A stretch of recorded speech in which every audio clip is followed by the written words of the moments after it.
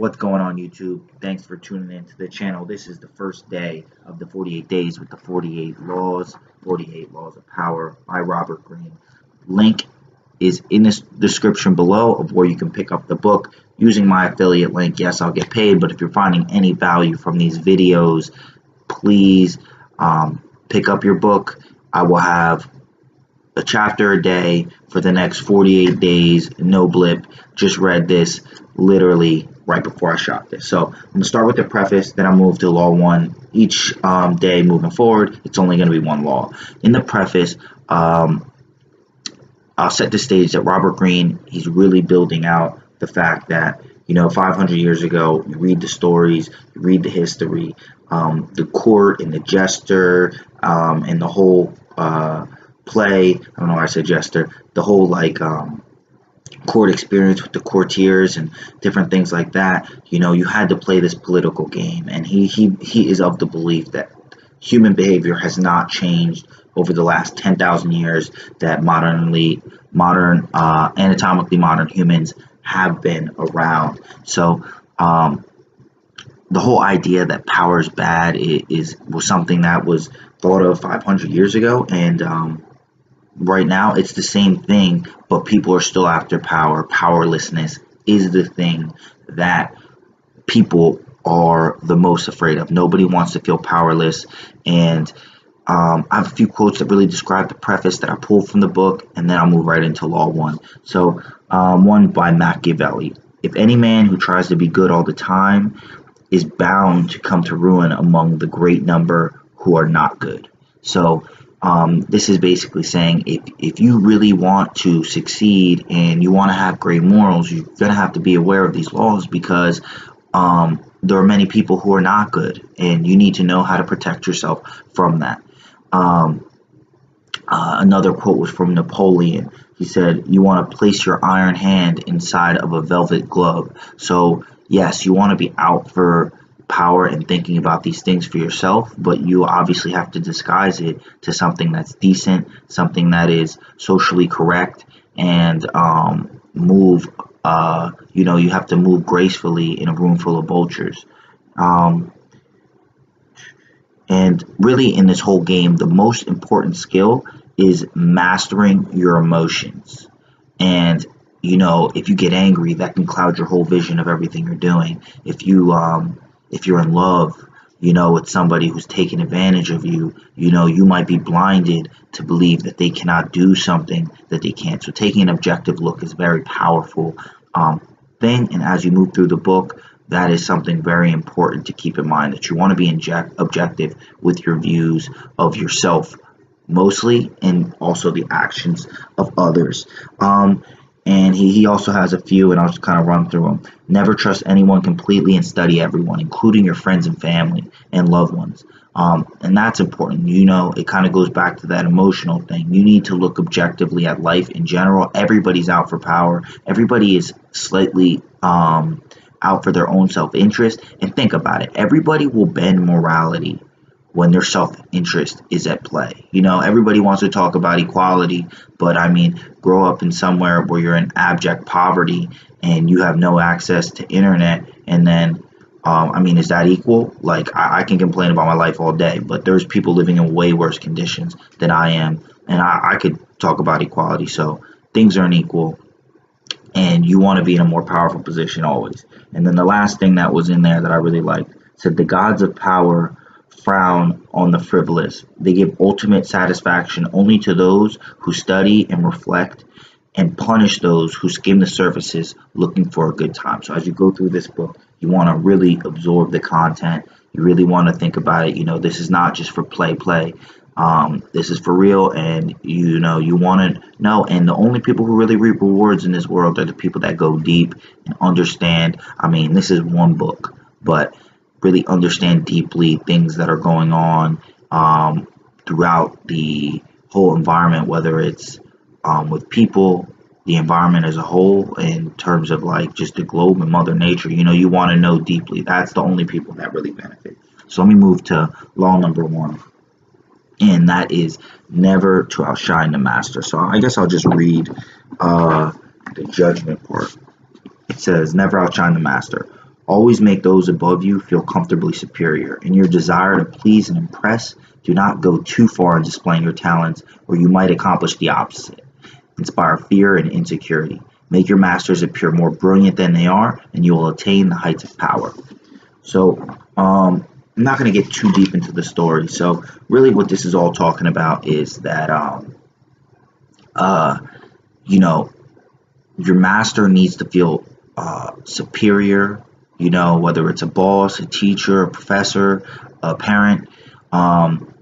And you never want to make them feel insecure. Now, they are people just like anyone else, even though they're in a leadership position. So they have their own insecurities, vanities that need to be protected, and they need to keep that ego and self-image intact. So the first story he goes through is about Louis XIV and his finance minister, Fouquet. And basically, in short, the story was that Fouquet was the finance minister. There was a prime minister. That position had been, the guy was gone, he either died or something, and basically Fouquet thought he was going to be the next guy.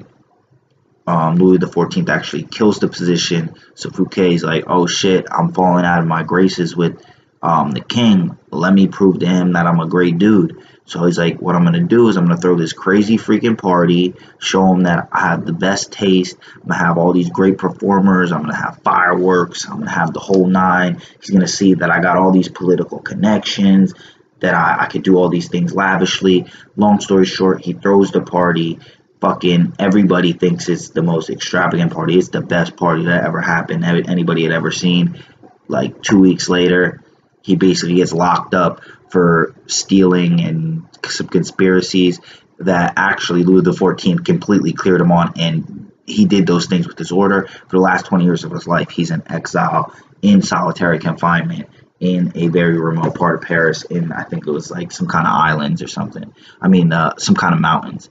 But so basically that was a transgression of the law. Now, he gives a story where somebody else did something better. So Galileo, astronomer, back in that time, you didn't really get paid for science the same way you do now. Like, you can just get like stipends from a university if you're up there. So basically what he would do is he would make these discoveries, and then he would give gifts to different people, I guess, that kind of help sponsor his discoveries. But he was always getting gifts. It wasn't like a lot of currency for the work he was doing.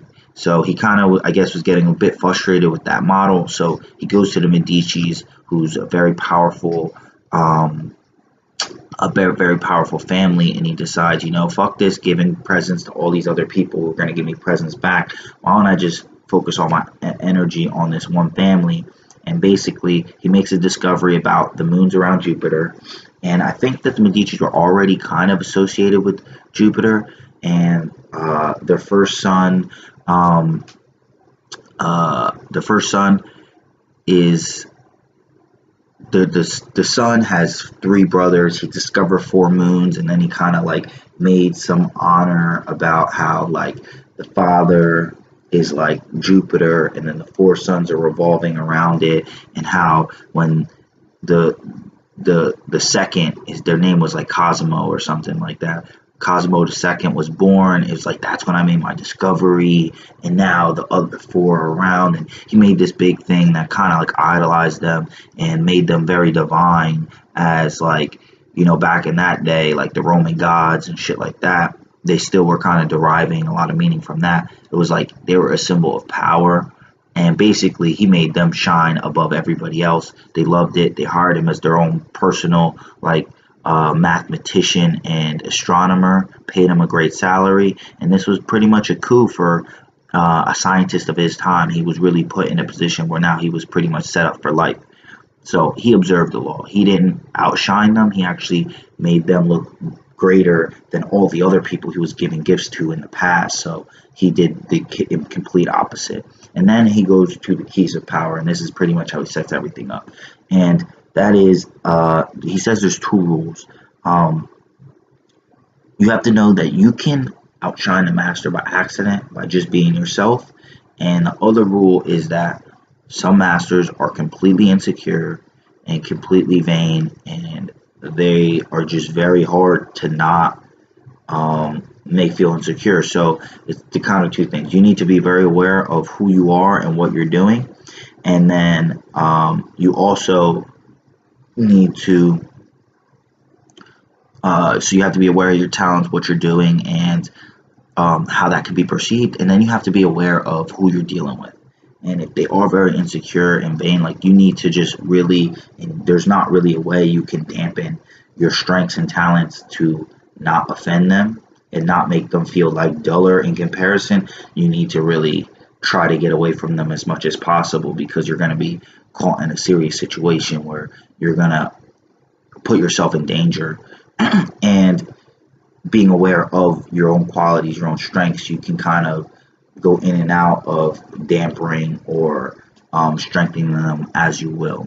Another big note is that he makes it very clear that, we're talking about the master. You cannot be thinking about how everybody else feels around you and not making other people feel insecure. It's the guy that has direct power over you that you need to make sure that you're not making insecure, not like your peers. You got to be you, and you got to make sure that, at some respects, you do look formidable. You just don't want to look better than the guy above you.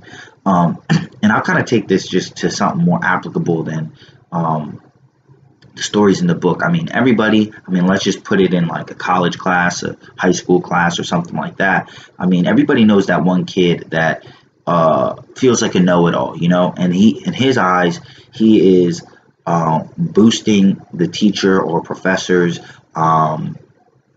like confidence, or not confidence, but like he's showing his worth by like arguing with the professor and proving him wrong, and not this answer, and what about this, and what about that. And generally, after the days go on, you can feel, like, if you observe this next time, if you're in some schools or anything, like even in a job, the guy that's always trying to like outdo what the CEO or the manager is doing, like, they don't like that person. They like kind of have this like weird grudge. It's like, dude, shut up. Even if that person's completely right, but then in that same example, go to the person that is slightly struggling. It's always asking questions like, well, wait, how do you do this?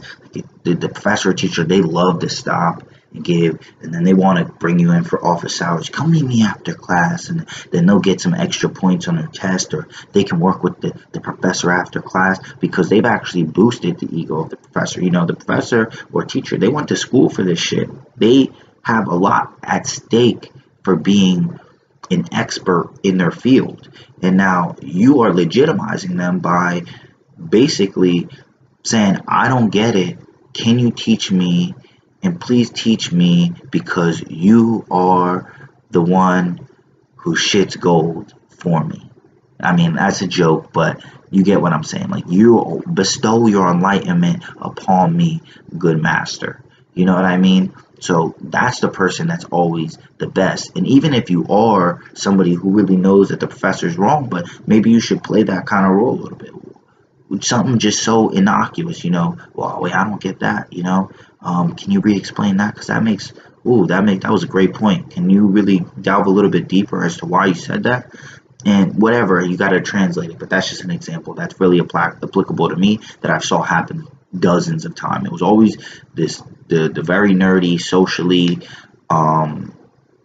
uncalibrated person that was like yelling stuff out, saying all this stuff, and meanwhile they're getting a C, when homegirl over there that it barely seems like she can read, like, is asking all these crazy questions, is getting a B plus A, because the professor likes her and is willing to work with her, and then he has an adversary relationship with Mr. Know-It-All. And that's just a modern day example of this type of thing.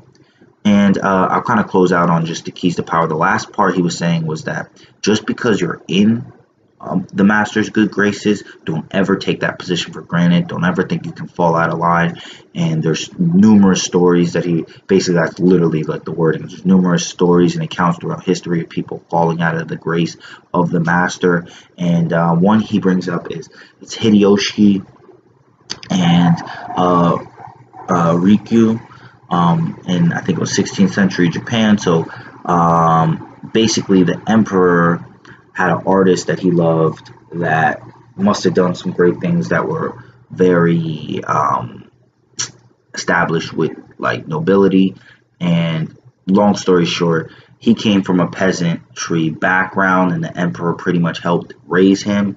And he got to a point where he built a statue of himself that resembled him being just as the nobles. And he was basically sentenced to death for that, because the emperor basically took it as a sign that you don't understand your place, and you don't realize that I brought you to where you are, and the only reason why you have what you have is because I brought you from your meager beginnings.